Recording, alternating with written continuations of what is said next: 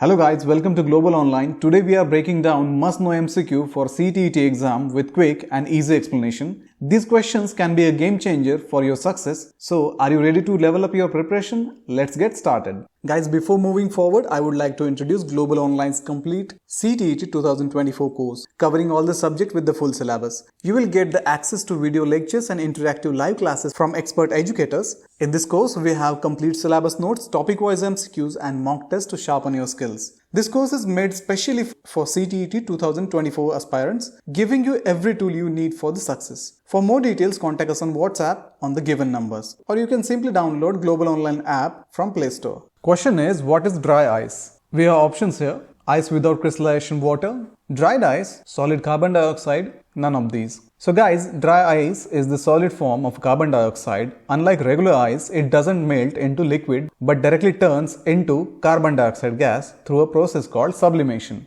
It is often used as a cooling agent. Other options are incorrect because they either describe other substances or not applicable to dry ice. So the correct answer will be option C, solid carbon dioxide.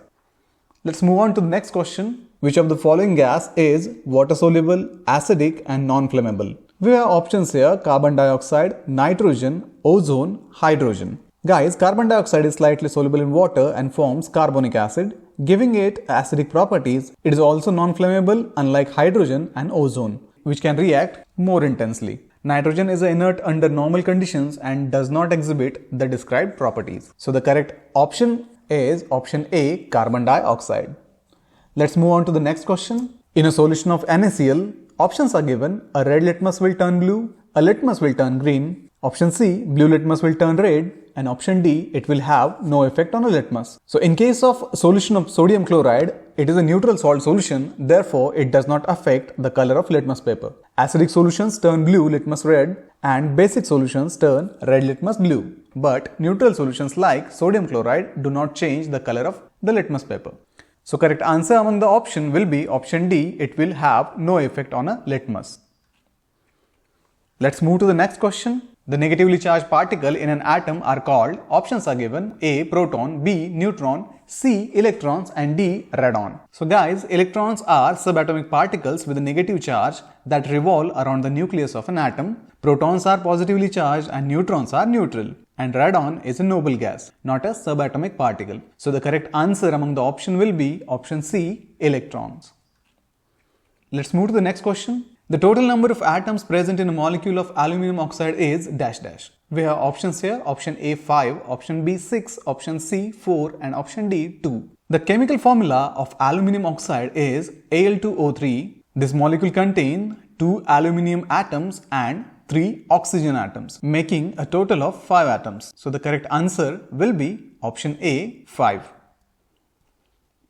Let's move to the next question. What is the pH of acid rain? We have options here: A less than pH 7, B less than pH 6, C less than pH 5.6 and D greater than pH 7. Guys, in case of acid rain, it typically has pH value lower than 5.6. Normal rainwater has a slightly acidic pH due to dissolved carbon dioxide. But when pollutants like sulfur dioxide, nitrogen oxide are present, they form stronger acid in a rainwater, leading to pH lower than 5.6. So the correct answer will be less than 5.6, option C.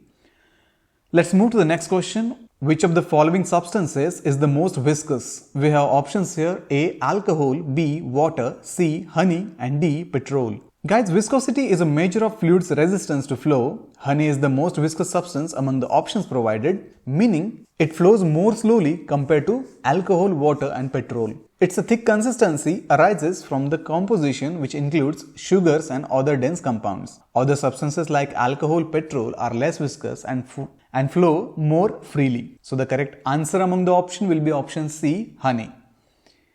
Let's move to the next question. Elements that behave both as a metal and non-metals are called. We have options here: option A, halogen, option B, gases, option C, noble gases, and option D, metalloids. So guys, metalloids are elements that exhibit properties of both metals and non-metals. They can conduct electricity better than non-metals but not as well as metals, making them useful in semiconductors. Example of metalloid include silicon and germanium. Halogen, noble gases, and general gases do not have this characteristic dual behavior. So the correct answer will be option D, metalloids. Let's move to the next question. Soda lime glass is also called dash dash glass. We have options here. Option A, flint. Option B, hard. Option C, milky. And option D, soft. Guys, the correct answer will be flint because soda lime glass is commonly known as flint glass. It is the most common type of glass used in everyday items such as windows, bottles, and jars. The name flint refers to the historical use of a flint in its production. Although nowadays it is mainly made up of soda, that is sodium carbonate, and lime, calcium oxide. Let's move to the next question. The elements present in a stainless steel are, we have options here, chromium, iron, carbon, and nickel. Option B, nickel and iron. Option C, iron, carbon, and nickel. And option D, nickel, chromium, and carbon. The correct answer for this question is chromium, iron, carbon, and nickel, option A, because stainless steel is primarily made up of iron, carbon, chromium, and nickel. The chromium content provides resistance to corrosion, while the nickel enhances the strength and durability of steel. Carbon is added to improve hardness and strength. That's it for today, guys. We hope this MCQ and explanation boosted your preparation and cleared those tricky concepts. If you found this helpful, make sure to hit the like button and subscribe for more exam focused content. Got questions? Drop them in the comments. Remember, every question you master takes you one step closer to CTET success. See you next time. Keep learning and stay motivated. Bye-bye.